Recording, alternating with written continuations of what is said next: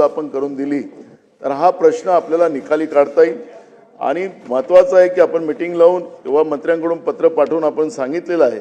परवा मुख्यमंत्री महोदय सांगत होते की कौशल्य विकास योजना अंतर्गत शासकीय विभागामध्ये काम करीत असलेले कर्मचारी यांना 11 महिने बेरोजगारांना संधी आपण 5 महिने वाढवण्याची भूमिका घेतली। अध्यक्ष महाराज, त्यांच्या तीव्र भावना आहेत आणि ह्या तीव्र भावना शासनाने समजाव्यात विविध विभागामध्ये। आणि आपण आपली भाषणं पण माझ्याजवळ आहेत, मुख्यमंत्री महोदयांचं आहेत, एकनाथ शिंदे साहेबांचं आहे, आपले लोढा साहेबांची भाषणं आहेत की त्यावेळेस आपण सांगितलं की आपण त्या विभागामध्ये यांना स्थापित करू, अशा पद्धतीची आपण भूमिका मांडली होती त्यांच्या मेळाव्याला जाऊन। तर या सगळ्या तरुणांच्या माझ्याजवळ आहे, तुमचं नाही म्हटलं मी माझ्याजवळ तिघांचे भाषण आहेत, मी देऊन देणार। हा याच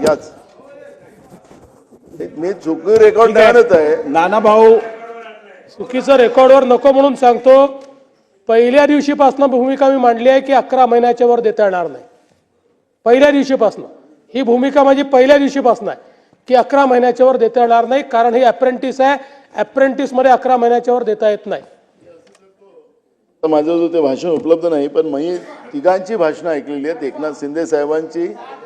बस झालं, आम्ही आपल्याला दाखवतो, सोमवारीच दाखवतो साहेब, सोमवारीच आपल्याला भाषण मला संधी द्यावी अध्यक्षांनी, मी तुमचं भाषण वाजवून दाखवतो। तुम्ही भाषणाची प्रत माझ्याकडे पाठवा, ती मी तपासतो आणि मग रेकॉर्डवरती दुरुस्ती करतो। तुम्हालाच रेकॉर्डवर सांगितलं अध्यक्ष महाराज।